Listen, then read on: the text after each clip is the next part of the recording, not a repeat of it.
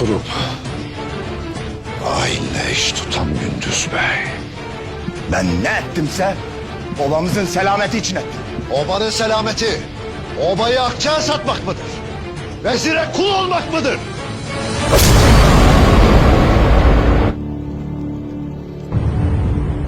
Beyliği senin ettiğin gibi mi etmek gerek Osman? Ha? Obayı ateşten ateşe atmak mı gerek Osman? Ha? Ha? Acının biri bitmeden bir diğerini yaşatmak mı gerek Osman?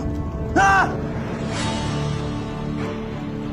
Seni İnegöl'de gördüm ben. Gördüm de hiç kimselere bir şey demedin. Gayrı acı istemem Osman. Hata edersin abi. Diyeydin o halde. Osman burada diyeydin. Beni ardımdan vuraydın. Lakin sen onlarla gördüm ya. İşte o vakit benim isimlandı işte. Ticaret ederiz. Ovayı bay kılarız. Ahalinin refahını düşünürüz. Düşmanmış dersin. Kardeşin de mi yok demişler.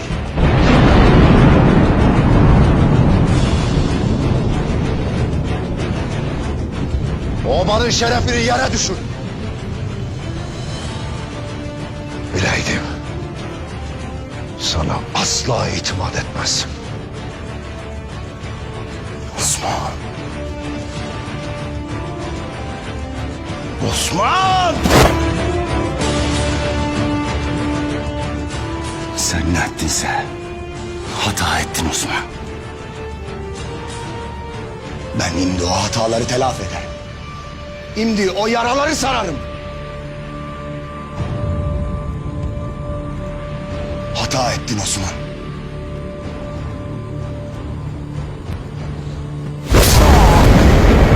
Cenge girersin. Kanamaktan çekinirsin. Lakin çetin yolları anca yürekliler yürür.